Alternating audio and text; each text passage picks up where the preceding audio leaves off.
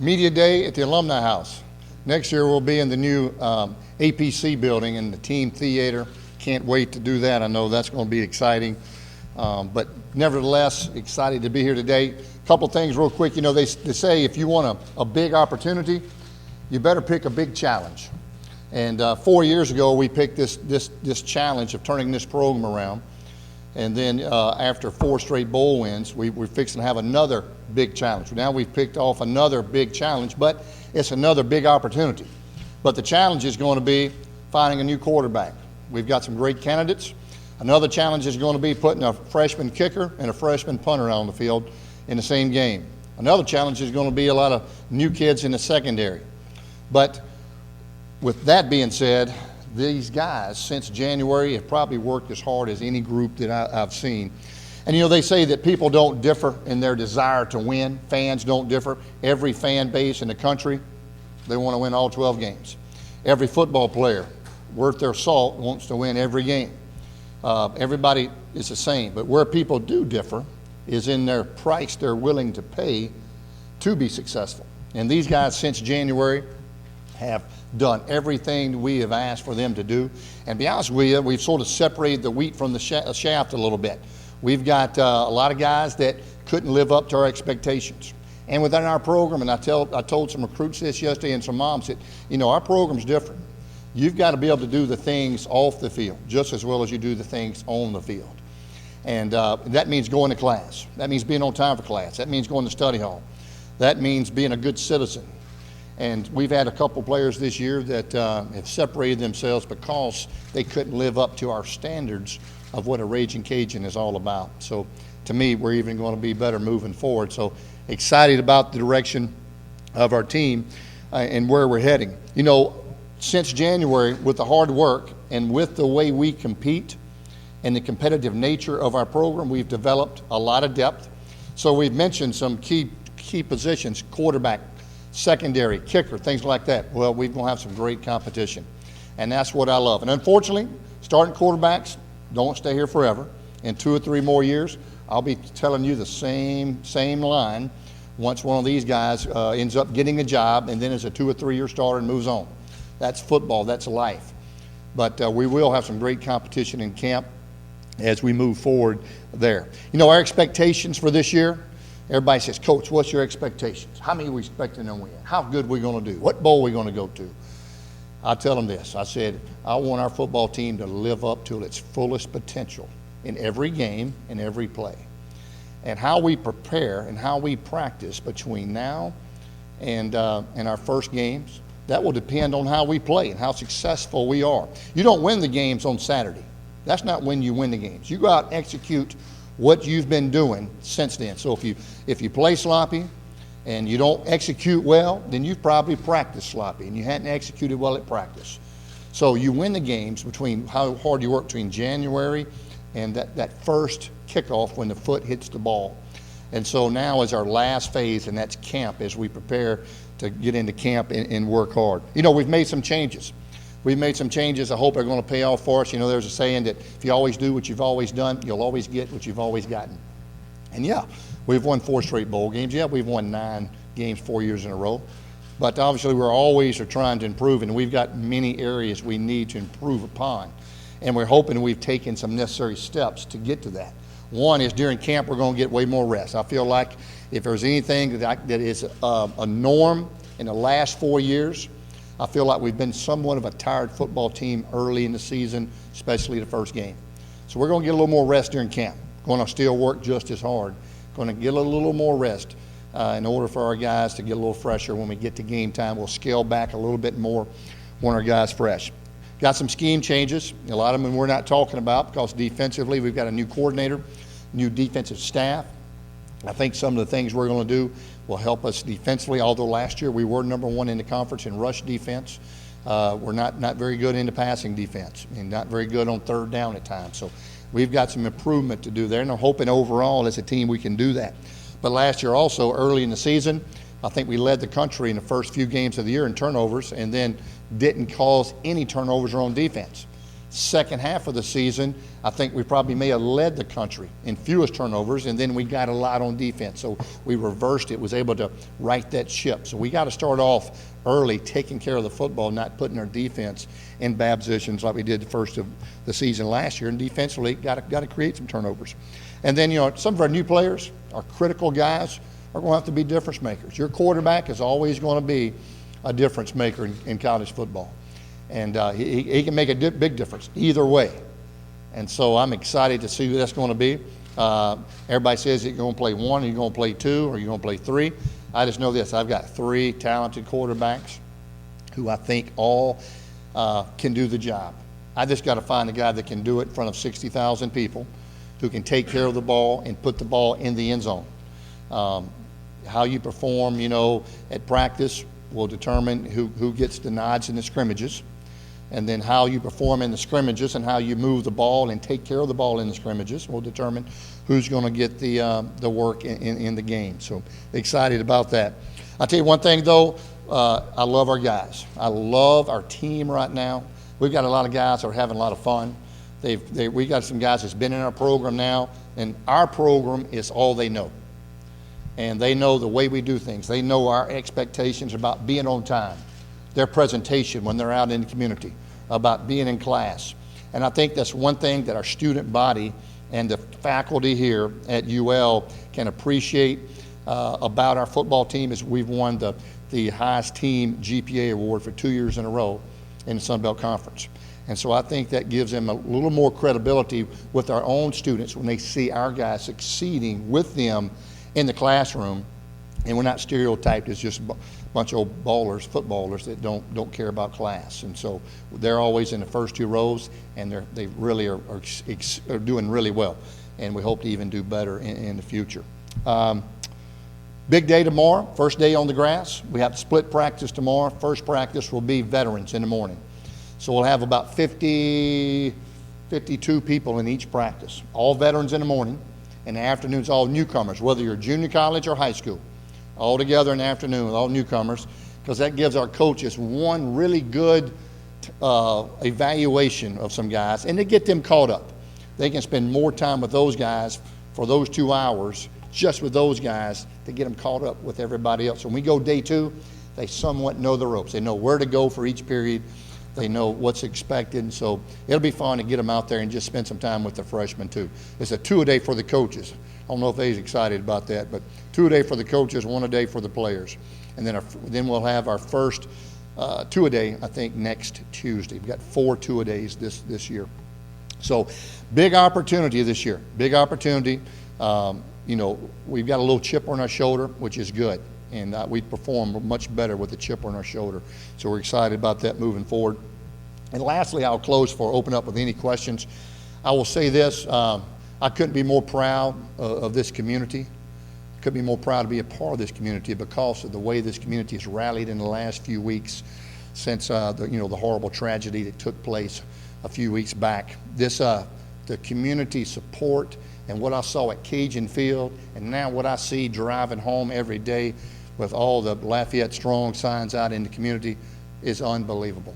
And it just goes to show you what a great place we have to live in Acadiana and Lafayette. And so I'm very proud to be a part of this community, and our team feels the same way. So we also this year will be wearing for every game on the back of our helmet a Lafayette Strong square, just like you see in the yards, that same logo to represent our community. So excited to do that. Excited about this season. So with that, I'll open up any questions. Are you happy with the approach that Brooks and Jalen and George have taken since you haven't really had a number one guy there? I think they've all somewhat tried to prepare like, the starting quarterback. And that's what we expect of them. That's what Coach Johnson expects of them. Guys that are going to be in the film room, guys that you don't have to say, go watch film. Guys that are starters and guys who prepare to be starters, they're watching film. They're getting extra work. They're taking care of their bodies. They're doing the right things. And that's the thing that's probably set some of them a little bit ahead of others, is some of them are preparing like starters. And I think we're going to have some good competition. How do you plan to divvy up the time with the ones when it's That'll be a challenge. You know, they'll all get time with the ones, they'll all get time with the twos. And so you're going to have 3 quarterbacks all spending time with the ones, but somebody's got to go with the twos also. And so they need the reps. And so if you just let all 3 go with the ones, then your reps are really going to diminish. And so they'll all have to roll a little bit, some with the twos, some with the ones. And then when they get their opportunity in scrimmages, though, that's when they'll have to make the most of their opportunity, because we want them all to be able to go with the ones in the scrimmages to evaluate how they can move the ball, how they can take care of the ball, how they can execute. And so that will be critical for them to make the most of every repetition. It seems like all 3 of them kind of have different skill sets of what they're best at. Over the course of campus, maybe one starts to kind of separate yourself, you kind of tailor-made the offense, what you like to do. Yeah, me and Coach Johnson have talked about that, and our offense is sort of set up for it to really tailor to any of those guys. But, you know, our offense is built, though, if one of them's a little better runner, then we can be a little more run-oriented in calling things, because our offense has a lot of calls for a running quarterback. But if one of them's a little better thrower, then our offense is also built for a guy that can sit in there and throw the football also. So it would end up probably gravitating a little more either way based on who wins the job. But they still all will fit in what we're doing offensively. Now you're not planning on making it public who starts before, but you have a goal for how you want to reach a decision. Well, I know we would like to have it much sooner than later. And to me, I'm hoping after 2 weeks of camp that we'll know and at least have a gut feeling to make a decision to start letting this guy get more repetitions, because we'll get into, you know, Kentucky preparation 2 weeks before the game. And when we get into that mode, you know, we need to have an idea. We may not, it might not be a super clear-cut picture, but if one is a little bit ahead of the other, then we'll have to gravitate toward getting that player ready to go for the game. But not saying that 2 couldn't play, or if one is not getting it done, the other wouldn't get an opportunity.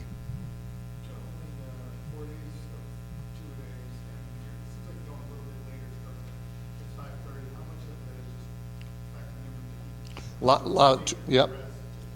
3 reasons. One would be for the extra rest. Last year we had our guys up at 5:45 the whole camp. They're up every morning 5:45, sprinting to breakfast, sprinting to get tape, sprinting to practice, sprinting to meetings, and then, you know, getting in bed pretty late. And so now they're going to get to sleep in much later in the mornings.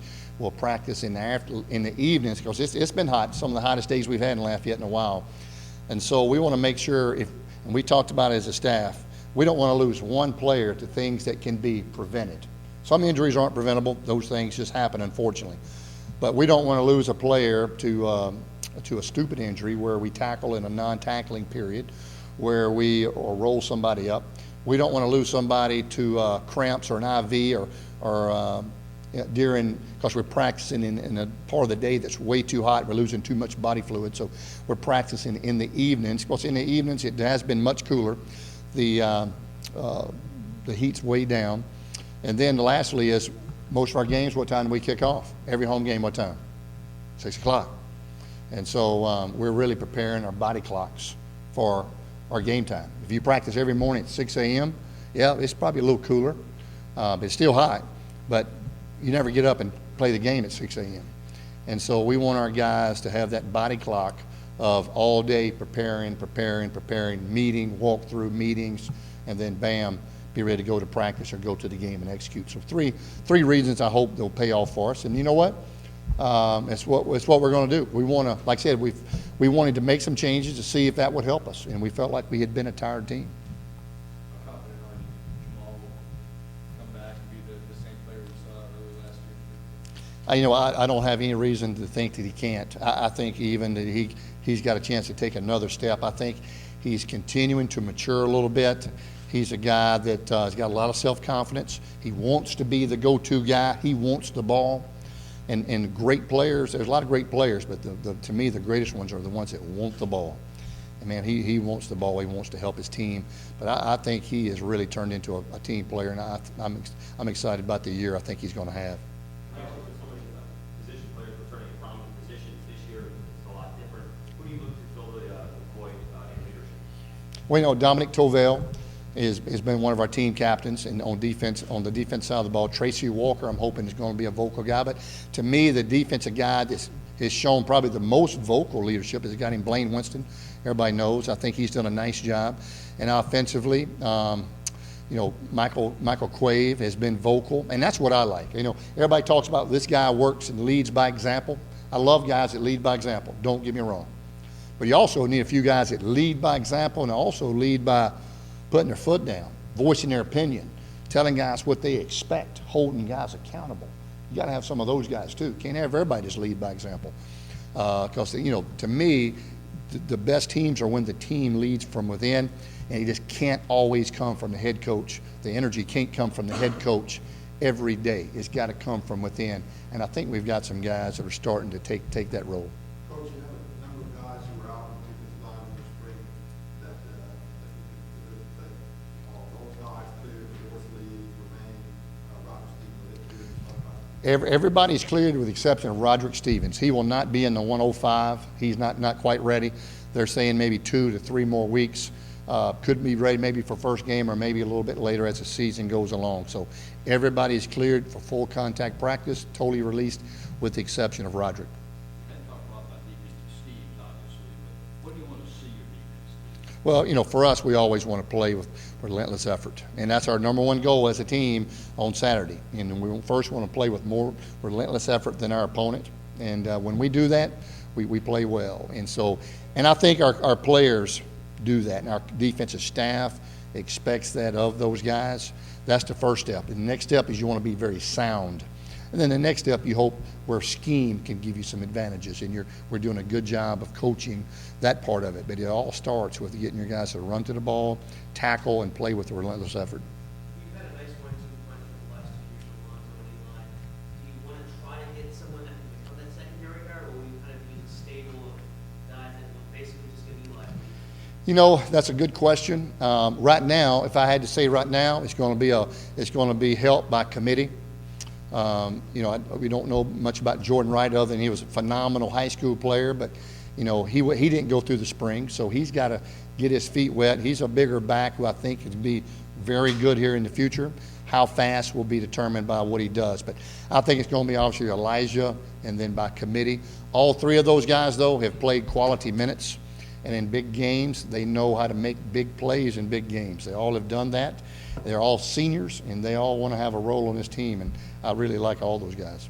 Does it matter at all that none of them have that big size that Alonzo brought? Does that change anything? Well, it's hard to pass on like when you had last year with Zoe.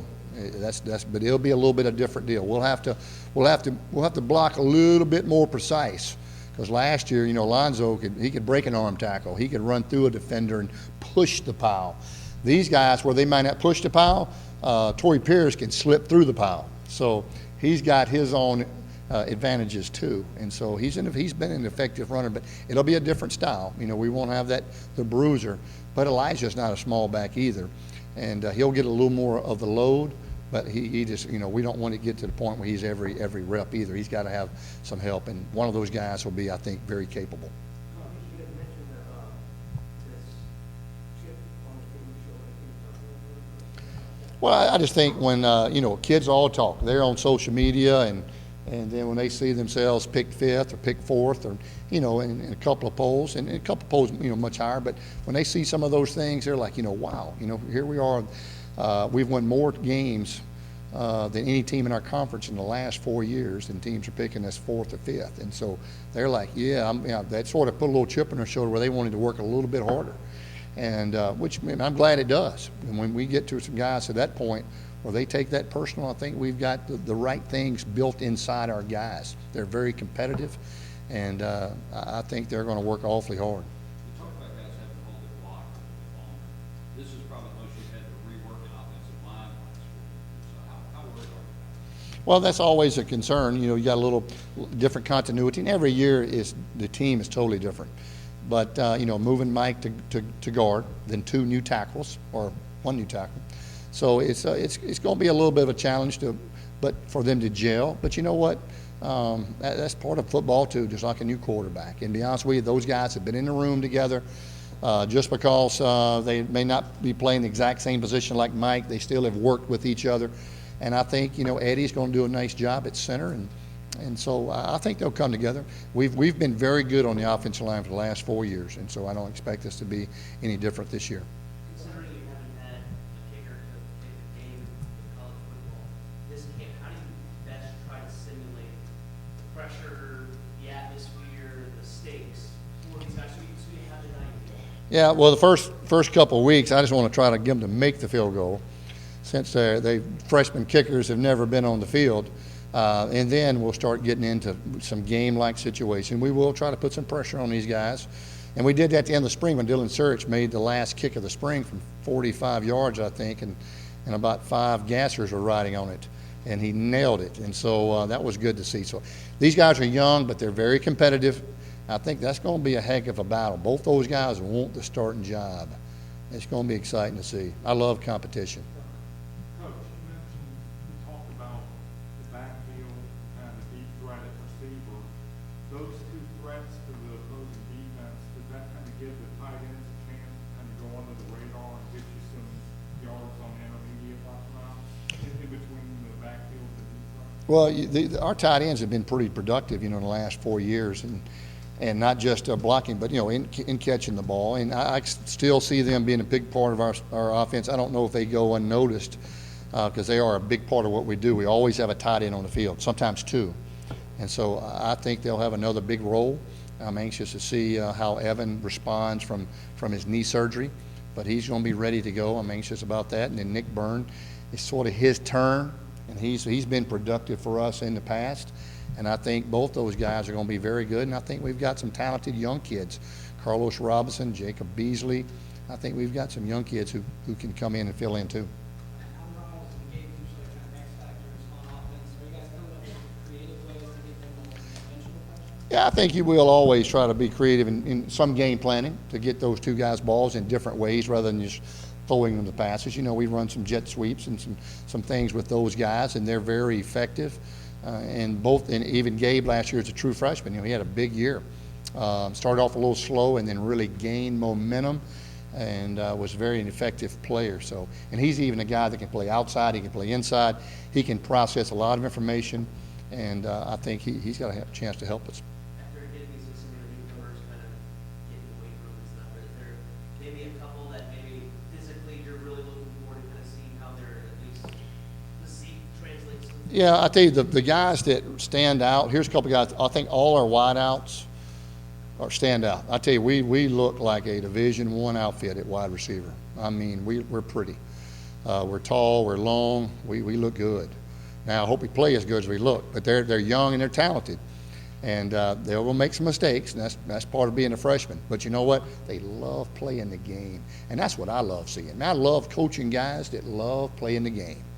And you don't have to pull teeth with those guys. They can't wait to get to practice.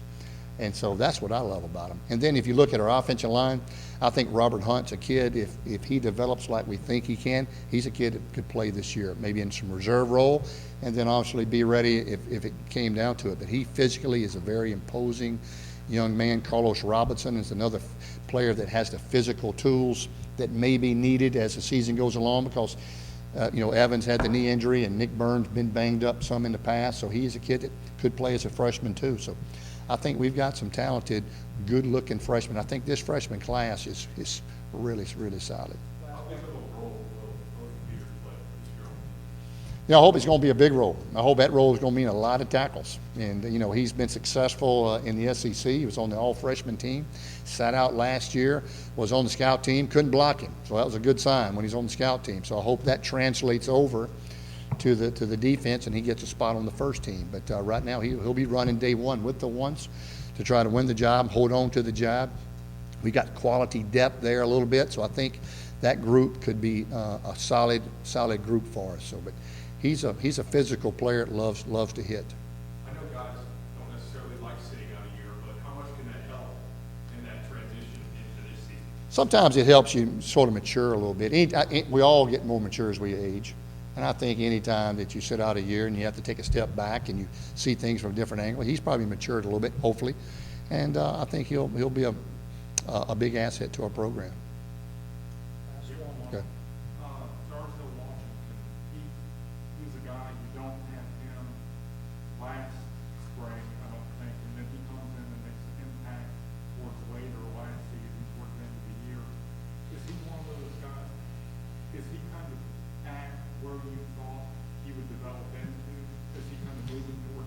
Well, if you remember when Darzell joined the team last year, he joined the team, I think, a week after two-a-days had started.